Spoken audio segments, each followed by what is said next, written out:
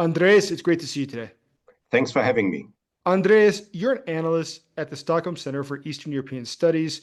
You've been living in Kyiv for years, and you really well understand what's going on in Europe, in Ukraine, and in the US. And a lot's been happening between those three. So recently, it seems the US has been stepping back from supporting Ukraine. And that's going to cause Europe to have to take a much greater role.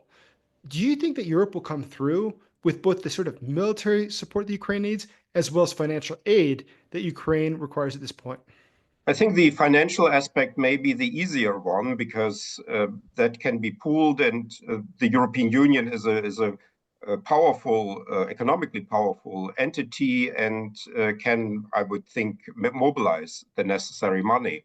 And there's also the frozen assets, the frozen assets of Russia. The more complicated thing here is the military support and also the intelligence data.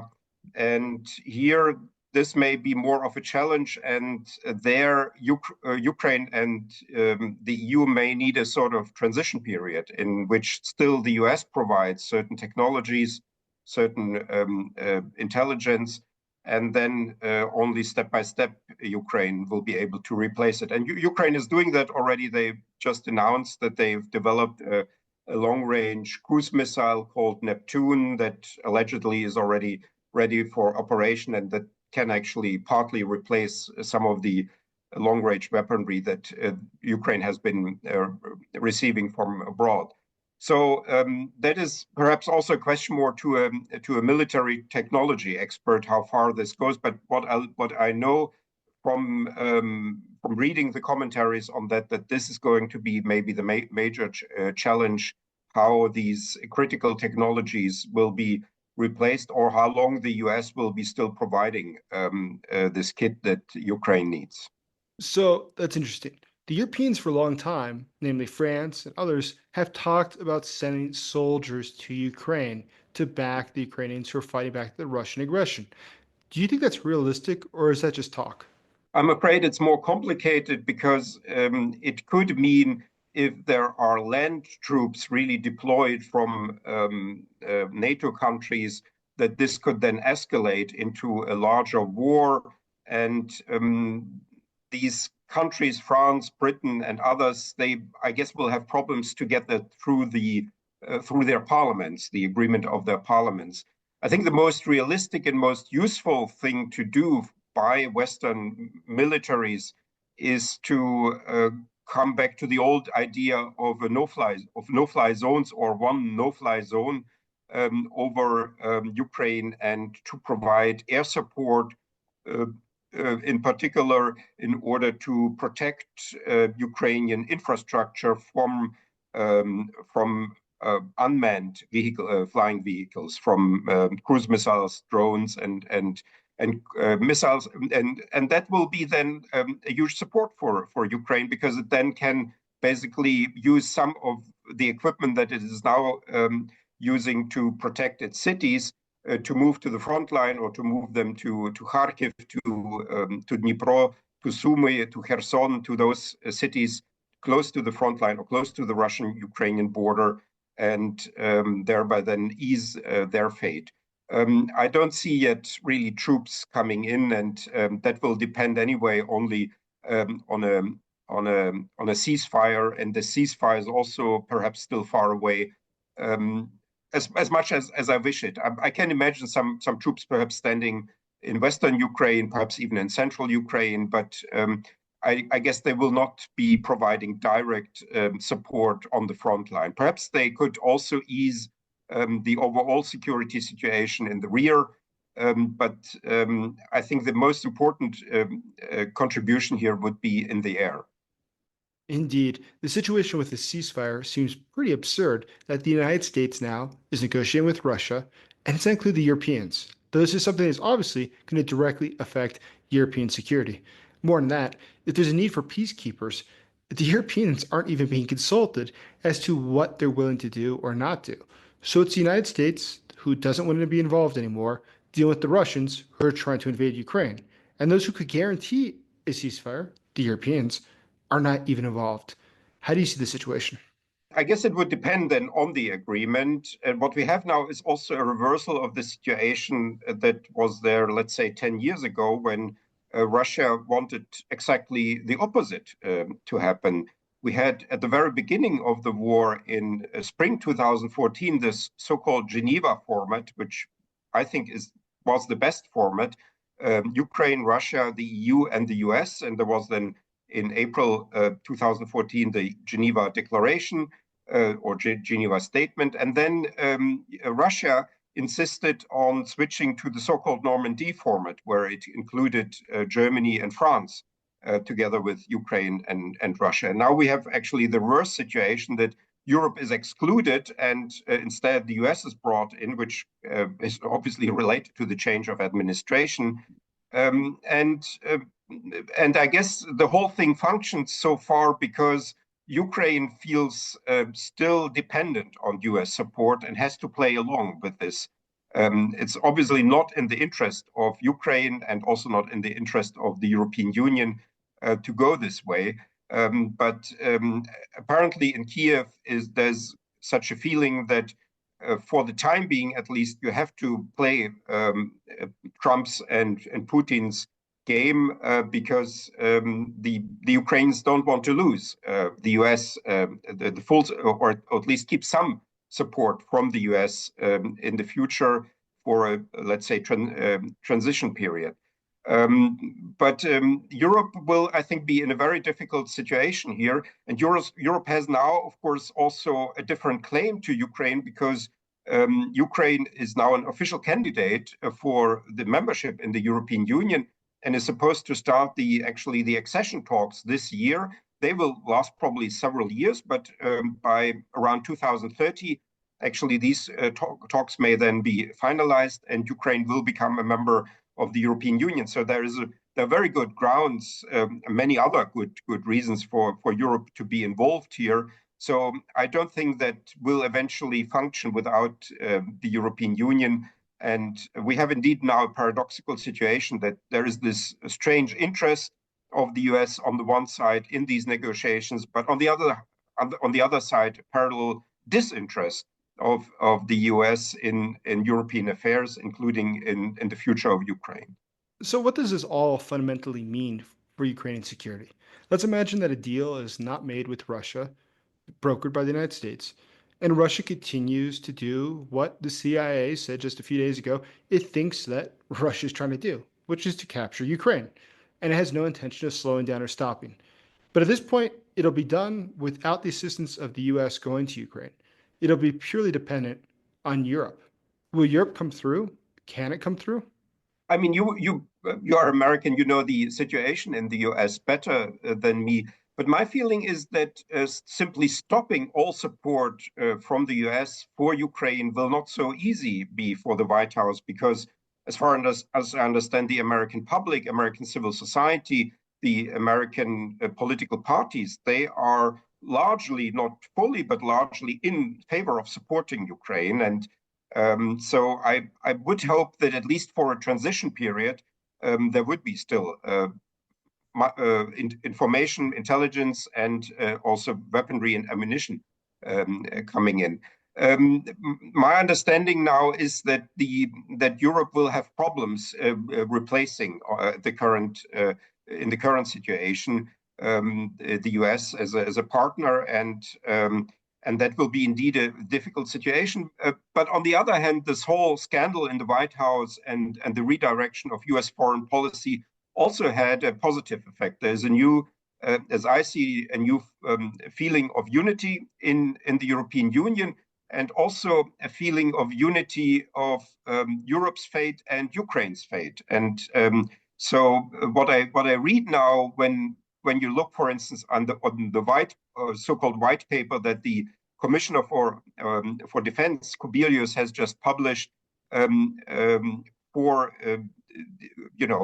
reformulating the European Union's task in terms of defense. Ukraine plays a big role there.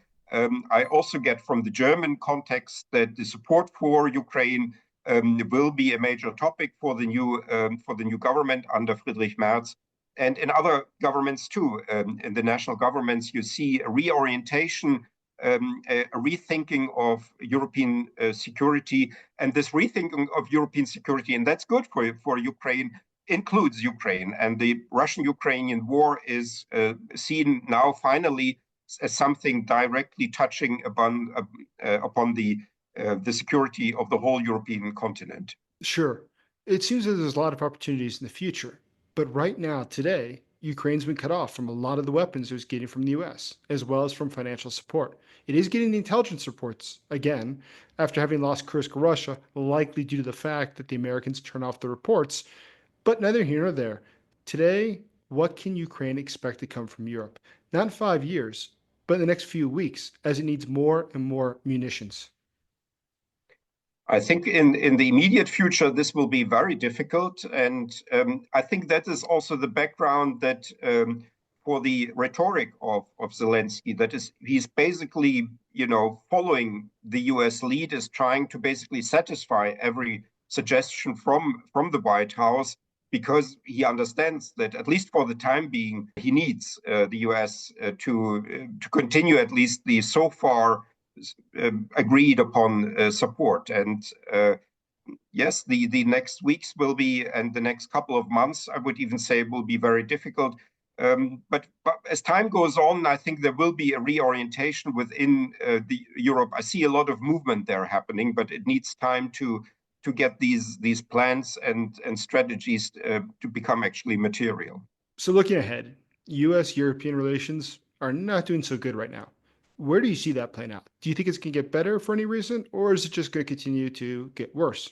I cannot imagine that this is really a final break between Europe and the US, because the connections are very deep. They are in many spheres, in academia, in the economics, in culture, and so on. And what is now happening is, I would say, unnatural, simply. And so I would think that we can perhaps later on return to a normalization of the relationship. It will not be the same relationship as before. Obviously, the Europeans will have to take care of their own security, much more of their own defense. But I would still hope and think, and also see it as likely, that, for instance, NATO will continue to exist and continue to function. I cannot imagine that simply this is the end of the Western alliance, and that we have now these nation states going their own way. I think of what is currently happening in the US still as an aberration that will be sooner or later corrected.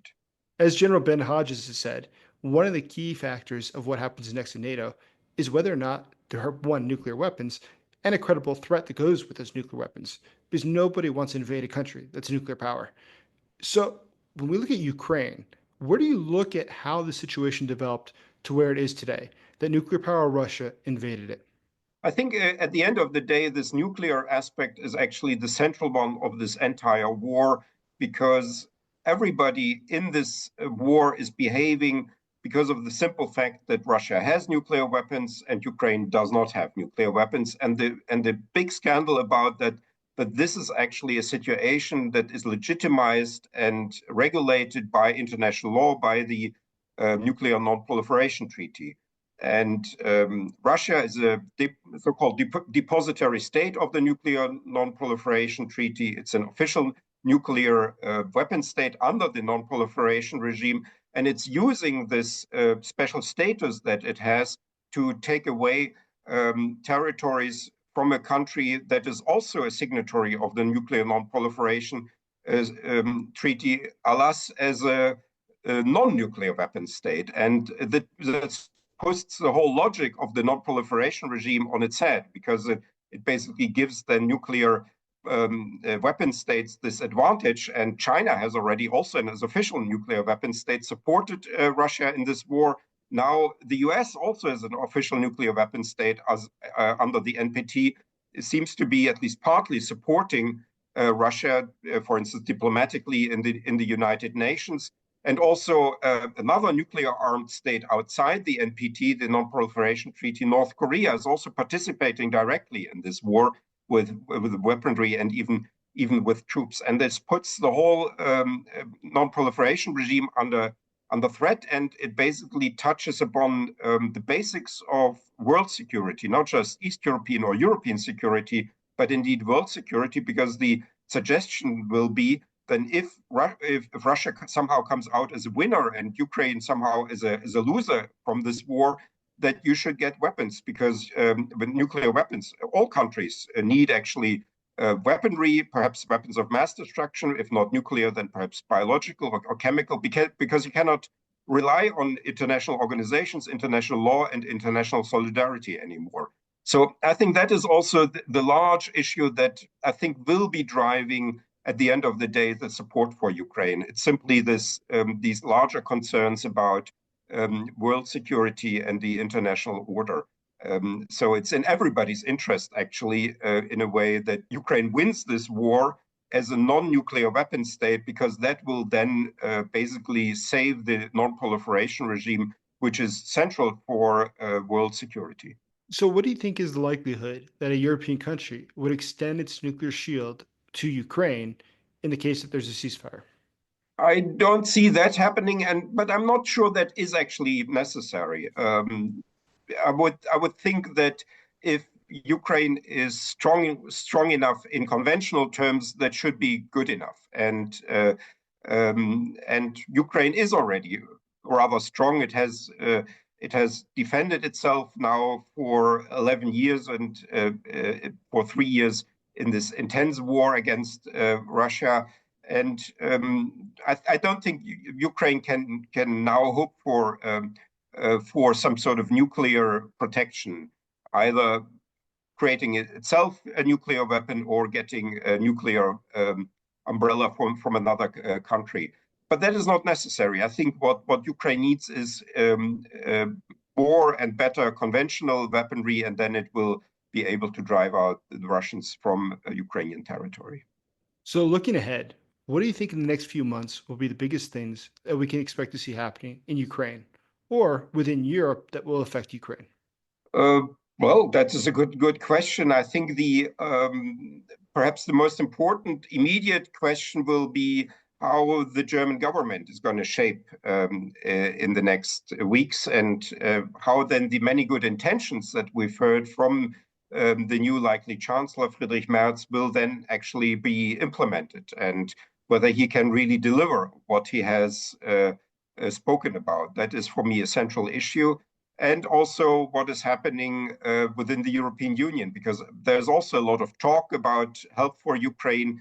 And what we're seeing now in the European Union is more and more the idea of creating a coalition of the willing, and stepping somehow outside of the European Union usual decision-making process, and perhaps forming a coalition that then will take it upon itself to help Ukraine, and not be dependent in doing that from countries like Hungary. So, speaking of Hungary, what's going to happen to Hungary? It's in the European Union, constantly blocking everything that Ukraine tries to do. Is that just going to go on for years and years? How do you see that playing out? I would think that what is currently happening in Hungary has a lot to do with the personality of Orban and the people around him. What we see now in the opinion polls is already an opposition party taking over in terms of polling support, the governing Fidesz party. So I would hope that in a couple of years we will have simply a different government in Hungary, and then also the direction of Hungarian politics will change. I cannot imagine that continuing because it's also a betrayal, basically, of Hungarian history, because Hungary has itself a long history of confrontation, first with the Tsarist Empire and then with the Soviet Empire. So it's in a way a very absurd situation, I would think. But there could be also other problems. We may get a new government in Austria that will become then perhaps a problem. We have the problem in Slovakia. So that is something that is of concern, and perhaps therefore this idea to step outside the formal structures of the European Union and create a coalition of the willing of the European Union member states together with non-EU member states non-EU states like Norway or Great Britain, or perhaps even non-European states, is the way to go. And I hope that will materialize. I think that is going to be maybe the most important question at the end of the day, whether those countries that are willing to to support Ukraine can find a format through which they can institutionalize that. Absolutely. Andreas, it's great speaking to you. Thanks for having me.